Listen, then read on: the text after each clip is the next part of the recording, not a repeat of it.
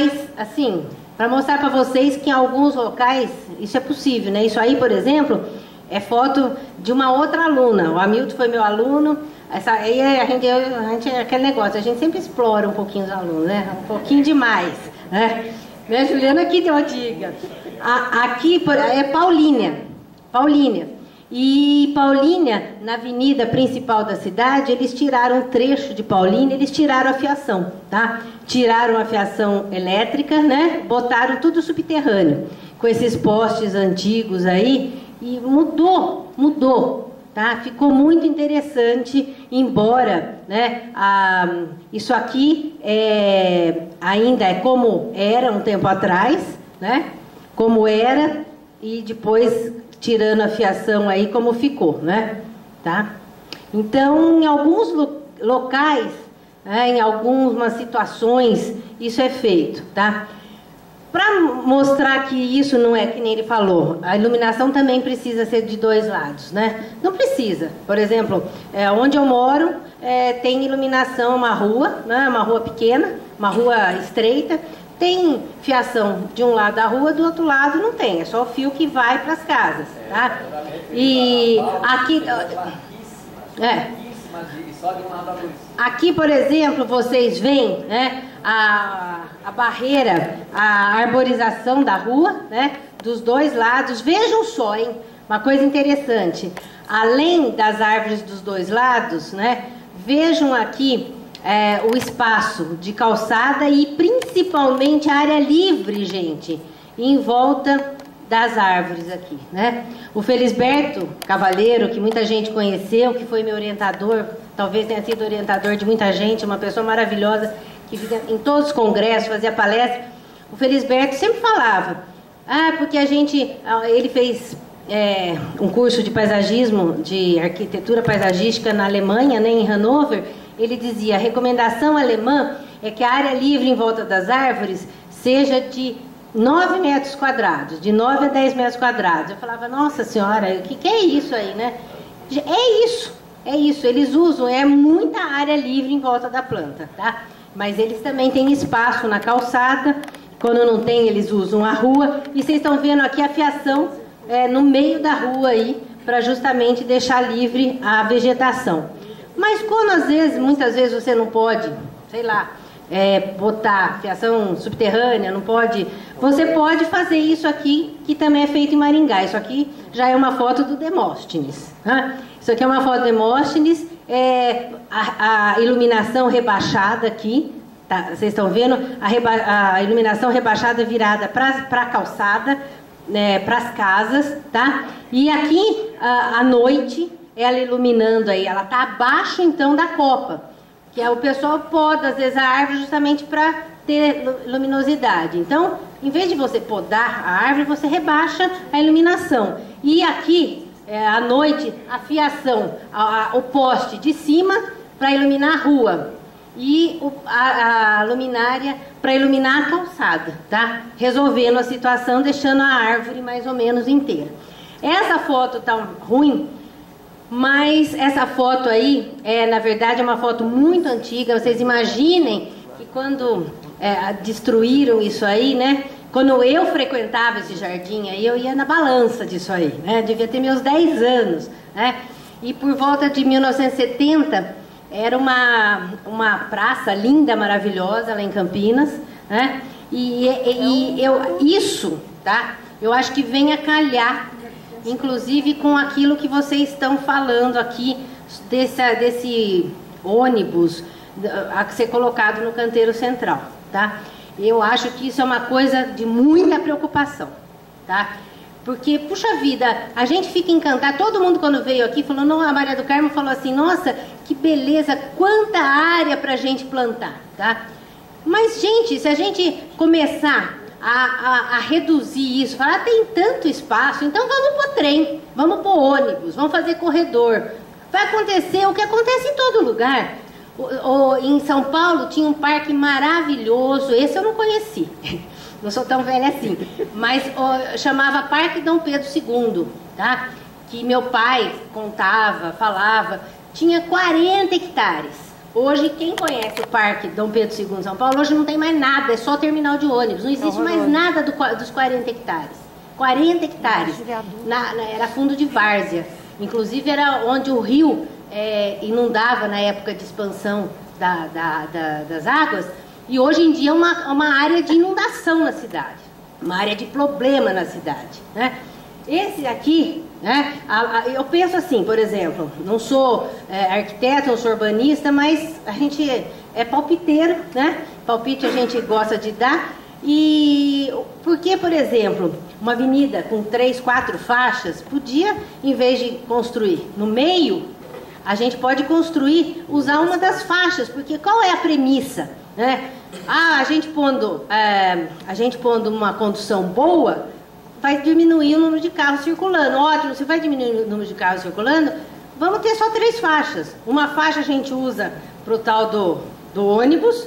A gente pode até fazer um projeto maravilhoso, como o pessoal quer, com árvores, com túnel de árvores, plantando junto da rua, né, uma faixa de árvores, e entrando um pouquinho dentro dos canteiros, uma outra faixa de árvores. O túnel pode ter do mesmo jeito, mas mexe menos nesses canteiros maravilhosos que vocês têm aqui. Vocês podem aproveitar de outras maneiras, com praças de esportes, com áreas de infiltração, bosques, né? Então eu acho que é uma coisa que realmente tem que ser muito bem pensada, tá? Esse lugar aqui era um parque maravilhoso, tá? Olha aí as fotos antigas, maravilhoso, gente. Uma coisa assim, eu tenho boas recordações da minha infância de jogar pão pra patinho, de balançar, E o que aconteceu? Por ele estar numa área central da cidade, né? Olha ele, uma área muito central de Campinas, né? Uma vista de longe. O que eles fizeram? Uma estação de ônibus central, um terminal, tá? Um terminal central, tá? Então vocês estão vendo essa vista aérea, só algumas árvores sobraram, mas as árvores saem no meio dos telhados, não tem mais nada, tá? E agora a Prefeitura de Campinas está extremamente preocupada, porque é um ponto de droga, de tráfico, de assalto, de morte, né? Mas virou isso aí, quer dizer, uma área nobre da cidade. Aquilo que foi falado também, não adianta a gente ter um parque lindo, maravilhoso, a gente precisa ter a distribuição pela cidade. Essas áreas verdes, esses parques, têm que estar distribuídos na cidade, principalmente a área central, que tem mais asfalto, mais construção, mais movimento de carro. A gente precisa ter áreas de infiltração, acabar, né? Então isso aí hoje Olha, é uma coisa horrorosa, inclusive do ponto de vista paisagístico, visual, é uma coisa assim lamentável, né? Olha, isso aí eu tirei também uma foto uma imagem recente do Google, né? Essa visão aí do local lá, né? Bom, quando eu falei para vocês que esse pessoal me perguntou na rua aí como que seria uma cidade correta, né? O planejamento, uma cidade bem arborizada. Eu falei que a gente teria que ver o local, né? Porque uma coisa fundamental aqui, uma coisa que eu ouvi aqui no Congresso, que eu não concordei também, a pessoa falou assim, não, porque quando a gente faz o projeto de algum local, eu acho que a gente não tem que falar projeto de algum local, porque projeto já é resultado. A gente tem que falar quando a gente faz o planejamento. Muita gente confunde muito isso. Projeto é um desenho, parece que é os finalmente, né? Você tem que fazer o planejamento. O planejamento é o mais complicado, é o mais demorado. Você tem que ir no local várias vezes, na chuva, no sol, em estação do ano, com movimento, sem movimento, para você sentir tudo que aquele local te mostra, para você poder fazer uma análise e aí fazer uma proposta. Essa proposta você vai desenhar um design, o design é o desenho, é o projeto. Aí esse projeto vai ser analisado, ver viabilidade. Se tiver tudo ok, você vai passar para a implantação. Depois da implantação, você vai ter a manutenção, tá? Quer dizer, então, para a coisa ser bem feita, são várias fases, né? Então, nessa fase de planejamento, várias coisas, como eu falei para vocês, a calçada, a iluminação, a espécie, tá, que vai ser plantada, várias coisas. Aqui nós estamos falando alguma coisa importante também, que é a fase de implantação. A gente tem que ter espécies mudas de qualidade, né? Não adianta nada você fazer tudo muito lindo, maravilhoso, na hora de plantar você abre uma cova porcaria, né, como o pessoal faz por aí, depois fala assim, nossa, mas olha como essa espécie era ruim, arrebentou toda a calçada, tá? Então, por exemplo, oiti, tá, não é uma espécie que normalmente estoura a calçada. Eu vi gente falando aqui que oiti estoura a calçada.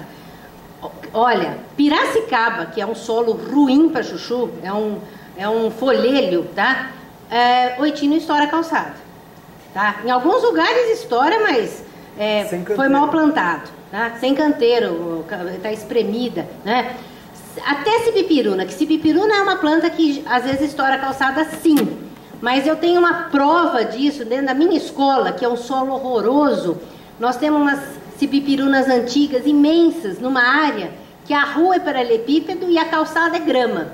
Não tem uma árvore com raiz saliente na grama.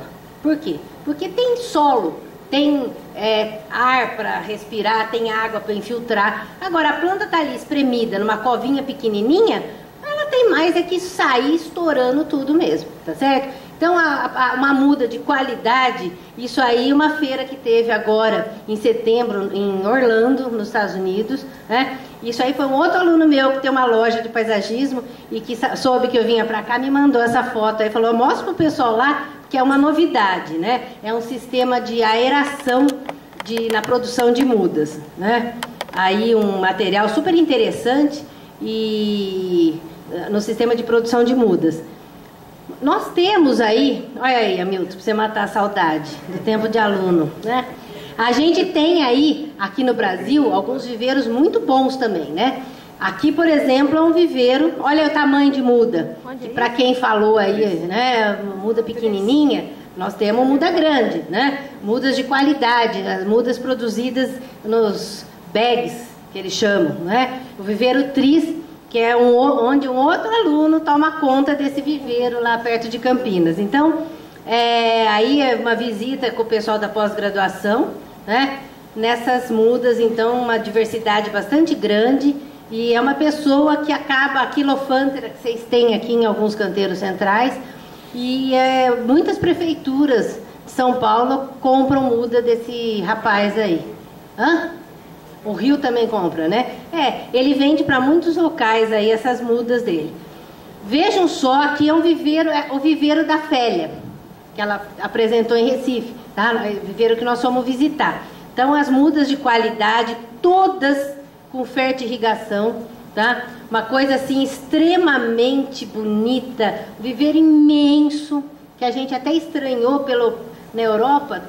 Aqui nós temos coisa muito grande, né? Que nem Seu João, que tem um viveiro imenso, né? Mas lá esse viveiro, a cidade é uma cidadezinha, a cidadezinha inteira vive em função, todo mundo da cidade tem alguma ligação com o viveiro. É uma coisa assim até engraçada, né?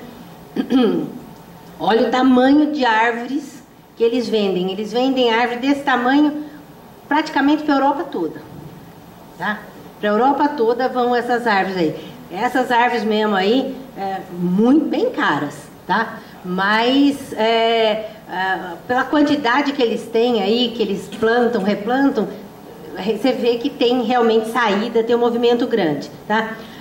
Uma outra sugestão que eu gostaria de até fazer para vocês aqui é a seguinte: eu acho extremamente importante que as cidades, né, deveriam eleger as árvores notáveis, as árvores a serem tombadas, né, as árvores, inclusive as árvores símbolo. Eu sempre briguei por isso, né? Por que não? Cada cidade, você pensou que bonito, que se cada cidade tivesse uma árvore símbolo, né? Podia ter uma árvore símbolo, poderia ter uma flor símbolo, né? aqui mesmo, aqui tem tanta coisa bonita, poderia escolher uma árvore símbolo da cidade aqui de Palmas, né? Mas escolher algumas árvores também para existir uma legislação para essas árvores serem tombadas, né? Piracicaba, por exemplo, nós fizemos uma vez um trabalho e essa árvore aí é uma sapucaia. Na época, ela estava com 28 metros de diâmetro de copa.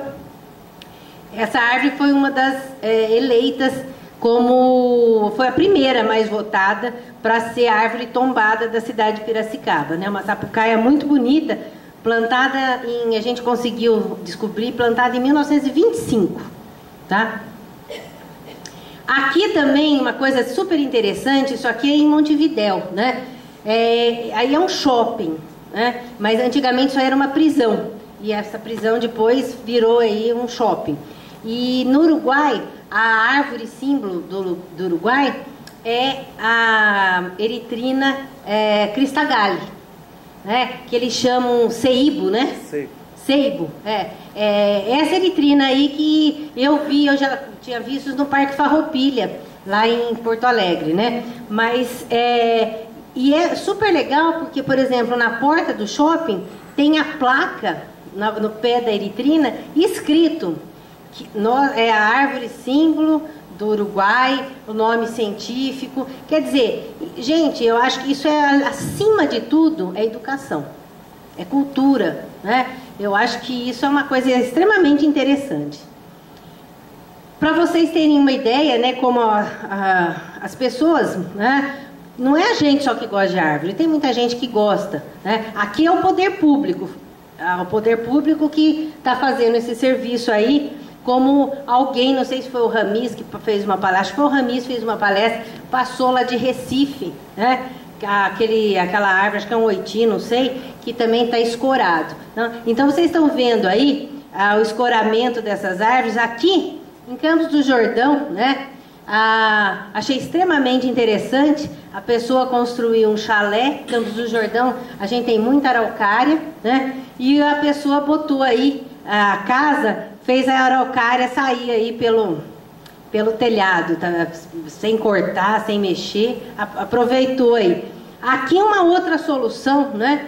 A pessoa tinha uma mangueira muito bonita e a mangueira as mangas estavam caindo, quebrando o telhado, tá?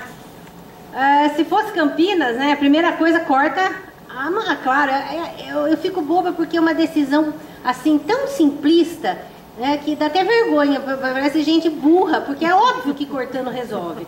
Mas a gente estuda tanto, né, para chegar a uma conclusão tão imbecil, né, que corta que resolve. Não, vamos ter uma decisão, poxa, um estudou agronomia, outro estudou engenharia, outro engenheiro eletricista, né? Poxa, será que não tem uma outra solução? O cara aí fez esse negócio aí com sombrite, então a manga cai ali, né? E rola e cai no chão, tá? E ele não cortou a mangueira, tá? Não deixou cortarem a mangueira, tá?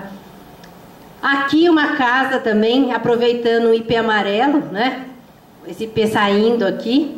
Essa aqui, até coloquei por sugestão da Maria Alice, é um restaurante super chique que tem em São Paulo, chama Figueira Rubaiá, né? Na Doc Lobo, numa região nobre de São Paulo.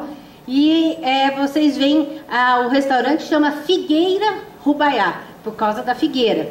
E é um negócio assim, super chique, né? O pessoal come aí embaixo da figueira, tá? Então o pessoal sentado aí e o restaurante, o marketing, né, do restaurante em função da bendita da figueira, né?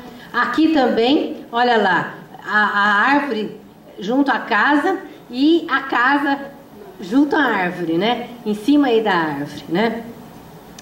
Aqui alguma coisa que a gente precisa caminhar para isso. A gente precisa progredir aqui no Brasil para conseguir isso aí são slides que o Ricardo passou para mim, tá? O Ricardo, nosso presidente aí, né? Em final de mandato, né? Então vocês estão vendo aí várias máquinas para desenterrar planta, para transportar guindaste, as cabines, né? Aqui também. E aqui Esse rapaz aqui da frente, camisa listada, é um outro ex-aluno também, né, que trabalha com... Ele tem uma firma de paisagismo em Campinas e ele se especializou nessa parte de transplante de mudas, né? Então, ele está transplantando aí essa árvore grande com um equipamento bem mais simples. A gente não tem ainda esses equipamentos mais sofisticados, né? E ele botou essa árvore de pé aí num sítio lá na região de Campinas. Aí, de novo, alguns aparelhos que a gente tem aí, né, para tirar toco da rua, né, para picar, né, que são equipamentos extremamente importantes, necessários. O cuidado, né, em tutorar as plantas, um tutor bem feito. Aí o cuidado, vocês estão vendo, encostado o chão preso para o caibro não escorregar, né? Isso aí eu achei muito interessante, isso nós tivemos a oportunidade de acompanhar. Esses tratorzinhos pequenininhos, eles fazem com resto de galho, esses galhos são picados, depois esses tratorzinhos colocam esse material, né, nos canteiros, para ter uma cobertura morta ali naqueles canteiros, né? Então aqui, olha lá, a cobertura morta, um cuidado aí. Uma outra coisa interessante em termos também, para a gente começar a usar mais, né, são os pisos permeáveis, né? Por que não usar mais esses pisos permeáveis? Isso aqui é um estacionamento de um local de edifícios comerciais, de um tipo office, né, do lado do Shopping Galeria em Campinas. E vocês veem aí a área de estacionamento de carro, tudo com piso grama, canteiros e asfalto, tá? Quer dizer, isso aí também é uma coisa que... Isso foi um projeto que ganhou aí, foi apresentado numa das casa-cor que nós tivemos em São Paulo, né? E esse piso é um piso da marca comercial Braston, né? Que foi um dos primeiros que apareceu, que é um piso, né? Mas é um piso permeável. Então vocês estão vendo aí esse chafarizinho, vem debaixo do piso e a água infiltra e sai, tá? E isso aí, eu sei, eu fui fazer contato com o pessoal dessa firma e eles me passaram, eles me mostraram, eles não podiam disponibilizar, mas eles acabaram me mostrando imagens de alguns condomínios de alto padrão em São Paulo, condomínio inteirinho feito com piso, isso aí, piso drenante, tá? Que é uma coisa também a se pensar, né?